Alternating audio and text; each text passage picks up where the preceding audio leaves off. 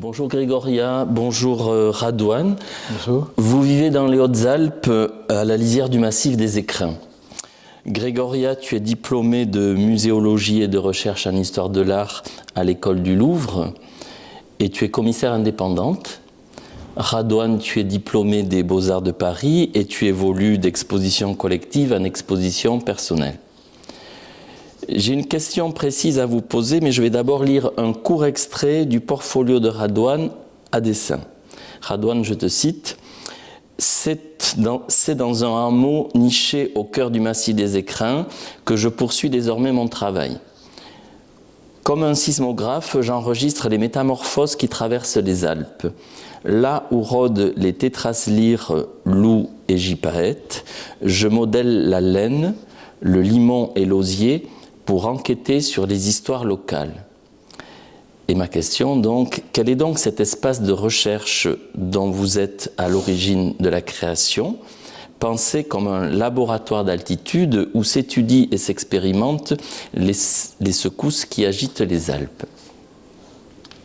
Donc effectivement, Didier, on habite dans le massif des Écrins depuis maintenant 3 ans. Et on a la chance d'avoir pu bénéficier d'un espace que nous a prêté la mairie d'Embrun, qui est dans les hauteurs d'Embrun, à la lisière d'une forêt. Et j'ai déjà mon atelier dans cet espace. Grégoria va avoir le sien, donc ça demande quelques travaux. Mais l'idée serait d'ouvrir ce lieu à d'autres personnes pour pouvoir les accueillir en résidence et leur permettre de travailler dans ce lieu. Et la spécificité de ce lieu, c'est de se trouver donc dans les Hautes-Alpes, au bord du lac de Serponçon, sur la partie sud du massif des Écrins.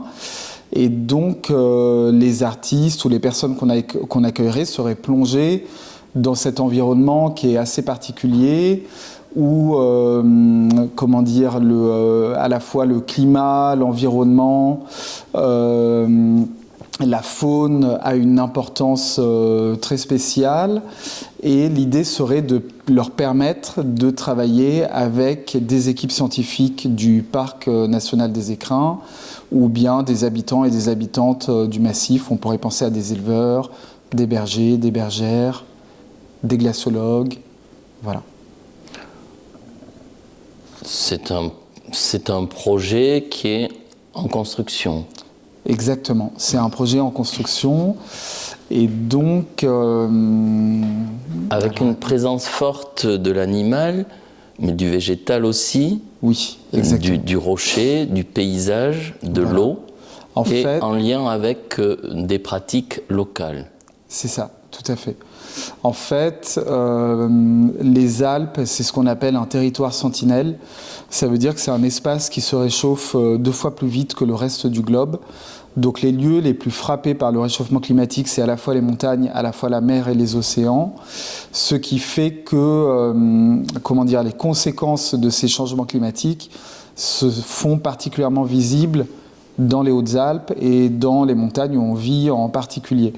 Et je pense à la fonte des glaciers.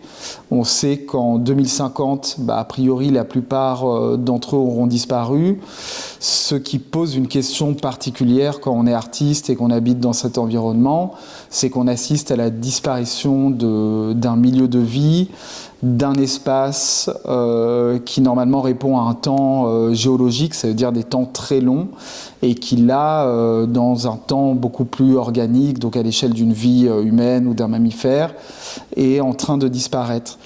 Et à partir de là, ça pose plein de questions, et notamment, nous, ce qui nous intéresserait, ce serait de repenser par exemple les équipements de montagne. Donc pour parcourir ces espaces, on utilise plein d'équipements et en fait ces équipements sont issus pour la plupart de la pétrochimie.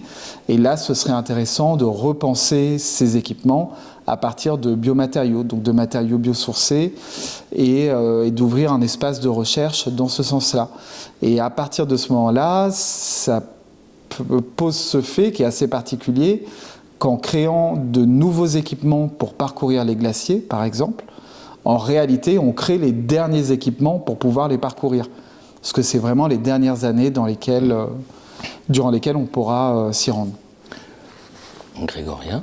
Dans cet espace, on pense vraiment cet espace comme c'est un espace qui est en cours de construction et qui est une sorte de plateforme de recherche sur les différents sujets que Radwan a évoqués, mais qui aussi permettrait d'aller à la rencontre de différentes personnes qui travaillent et qui utilisent la montagne. Donc ça peut être à la fois les scientifiques du parc, des écrins, avec lesquels on pourrait penser des échanges, en ce que les artistes sont aussi des personnes qui expérimentent énormément, et les scientifiques aussi. Du coup, il pourrait y avoir de forts échanges entre ces deux disciplines, Oui. mais aussi avec d'autres personnes, d'autres utilisateurs et utilisatrices de la montagne, comme des bergers, des bergères qui seraient...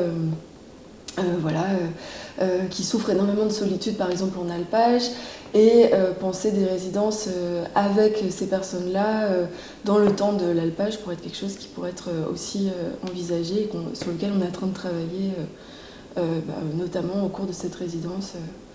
Voilà. Alors, votre résidence de recherche au Bel Ordinaire se situe à proximité d'un autre territoire de montagne, les Pyrénées occidentales. Alors, j'ai envie de vous demander donc à quoi consacrez-vous ce temps de recherche et peut-être de manière plus formelle, qu'est-ce qui se passe pendant cette résidence? Eh bien, moi j'ai consacré une grande partie. En fait, on a divisé notre temps de résidence en deux parties. Donc on s'est divisé un travail de recherche où on a travaillé chacun de nos côtés, à la fois sur nos travaux, nos projets personnels et à la fois le projet du lieu. Donc ça s'est divisé vraiment en deux temps, comme ça. Alors moi, d'un point de vue de mon côté, en fait, j'ai travaillé beaucoup avec de la laine. Donc de la laine que j'ai récupérée dans les Hautes-Alpes, que j'ai lavée, que j'ai cardée, que j'ai apportée ici pour pouvoir la feutrer. Et ça s'inscrit dans ce projet-là, donc de lieu de recherche dans la montagne et dans le fait de vouloir repenser les équipements de montagne. Et l'idée, c'est à partir de cette laine feutrée, de recréer une partie des équipements nécessaires pour parcourir la montagne, notamment en hiver. Et donc j'ai fait un prototype de veste en laine mérinos et tonnet marteau, donc qui est vraiment un prototype, c'est-à-dire que là elle n'est pas du tout fonctionnelle, elle est un peu en lock, etc. Mais c'est celle qu'on voit derrière. C'est celle qu'on voit derrière, exactement. Elle a vachement rétréci, donc ça c'est la difficulté quand on travaille la laine feutrée, c'est qu'on part d'une matière qui va nécessairement rétrécir durant tout le processus de feutrage, et on évalue environ à 30% le taux de rétractation, et en fait ça peut être beaucoup plus, ça peut être 50%, donc voilà, là j'ai entamé ces recherches-là. Aussi j'ai réalisé un grand feutre pour l'utiliser comme un tarp, donc c'est le feutre qu'on voit derrière moi, que je vais broder, et l'idée ce serait de l'utiliser à la fois comme bâche de sol, enfin tapis de sol en quelque sorte, ou à la fois comme tarpe pour se protéger de la neige. Et voilà, c'est ce que j'ai fait matériellement et concrètement. Tarpe, c'est une expression locale. Ou que je ne connais pas. Ah oui, donc un tarp, c'est ce qui peut remplacer les tentes. Donc les tentes, c'est assez lourd parce qu'on a toutes les arêtes en aluminium qu'on utilise et une bâche particulière. Le tarp, en fait, c'est la version minimale de la tente, c'est-à-dire qu'on va utiliser que le textile et on va se servir des bâtons de marche et de cordes pour pouvoir la surélever et la tendre. Et voilà. Et donc, en plus de ces recherches matérielles, j'ai mené des recherches. En fait, j'ai essayé de faire un inventaire d'objets utiles dans la montagne qui pourraient être créés ou inventés. Et notamment refaire des cadrans solaires portatifs. Donc, c'est les cadrans solaires qu'utilisaient les bergers avant l'arrivée des montres.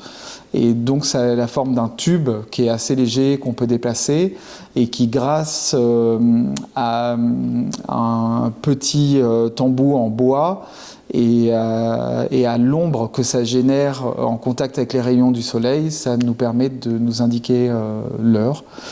Voilà. Et après, j'ai pensé aussi, donc là c'est une liste non exhaustive, mais par exemple à créer une sorte d'équerre qu'on pourrait transporter en montagne et qui pourrait nous indiquer l'angle des pentes qu'on traverse et informations essentielles en hiver pour éviter d'être exposé à des risques d'avalanche. Et donc ce serait un petit objet portatif qu'on viendrait placer sur la pente et qui nous indiquerait le niveau de la pente. Voilà. Grégoria, tu veux nous dire quelque chose sur la résidence et ou peut-être sur le mobilier de bois qui est à ta droite? Oui, moi, au cours de cette résidence, je me suis intéressée à un point commun en fait entre les Pyrénées et les Alpes, là où on vit et là où on est en résidence, qui est un métier qui est le métier de colporteur, qui est donc c'était de la vente d'objets, d'images, de tas de livres aussi à travers les montagnes, et les colporteurs utilisaient des sortes de coffres ou des sacs à dos. Voilà. Et donc après quelques recherches à travers des gravures, des objets que j'ai pu essayer de repérer à droite à gauche dans aussi des musées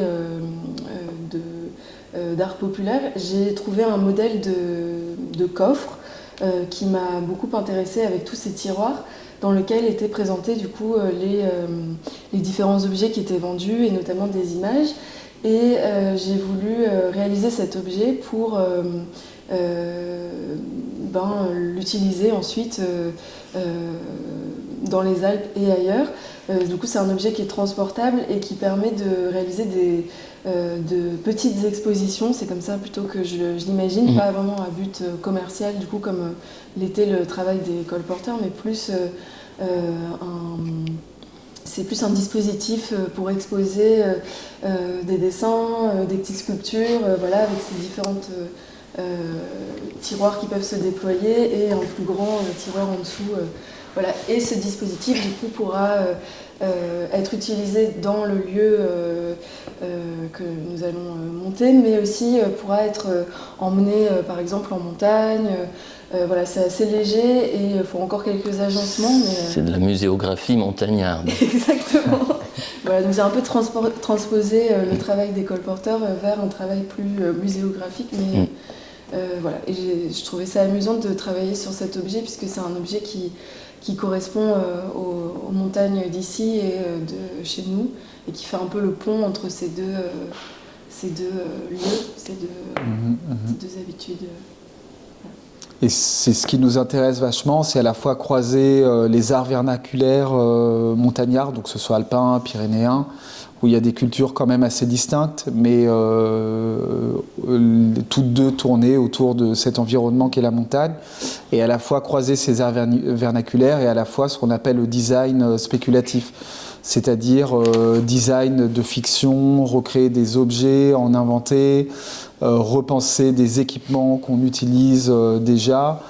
Et il y a plein de choses très intéressantes, par exemple s'inspirer des propriétés de végétaux de haute montagne qui vont utiliser l'éthanol pour synthétiser tel matériau pour pouvoir se rendre imperméable et résistant aux UV, et à partir de ces mécanismes-là repenser des sortes d'enduits qu'on pourrait appliquer sur du textile. Voilà, il y a plein de choses à faire. Je vous remercie beaucoup. Merci Didier.